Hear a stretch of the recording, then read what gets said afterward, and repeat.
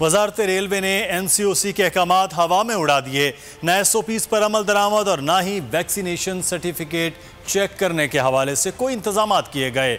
मजीद जानेंगे नुमाइंदा बोल न्यूज़ राव अफनान से। राव अफनान, आगाह कीजिएगा, NCOC ने अहकामात दिए कि 1 अक्टूबर जिन लोगों के पास कार्ड नहीं होंगे, वैक्सीनेशन मुकम्मल नहीं होगी, वो सफ़र नहीं कर सकेंगे। हो क्या रहा है? जी बिल्कुल, NCOC की जानिब से ये फैसला किया गया था कि जिन मुसाफिरों की वैक्सीनेशन होगी उन्हें ही बज़रिया रेल सफ़र करने की इजाज़त दी जाएगी। 14 सितंबर को ये फैसला किया गया था और इस पे अमल दरामद का सिलसिला 15 सितंबर से शुरू हुआ था कि पहली खुराक वैक्सीनेशन की लेने वालों को 15 अक्टूबर तक सफ़र करने की इजाज़त होगी, जबकि 15 अक्टूबर के बाद से दोनों वैक्सीनेशन की जो खुराकें हैं उसे लाजमी करार दिया जाएगा। अच्छा ये बताएँ, मास्क कितने का बेच रहे हैं आप? 10 रुपये का।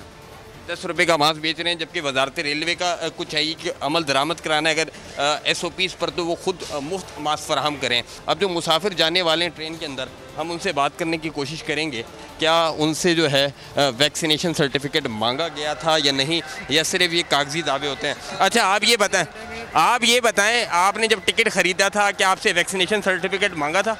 नहीं, वो ऑनलाइन बुकिंग करवाई हुई है। ऑनलाइन बुकिंग कराई हुई थी, लेकिन वैक्सीनेशन सर्टिफिकेट के हवाले से कहीं कोई जिक्र नहीं है। SOPs की अगर बात की जाए तो आप ये देख सकते हैं मुसाफिर जितने आ रहे हैं कोई मास्क का इस्तेमाल नहीं कर रहा, तो ये सिर्फ दावे हैं, अमल दरामद कुछ होता हुआ बहुत शुक्रिया राव अफनान, और इसी तरह अगर ये सिलसिला चलता रहा। सब्सक्राइब करें और बेल दबाएं ताकि कोई खबर रह न जाए।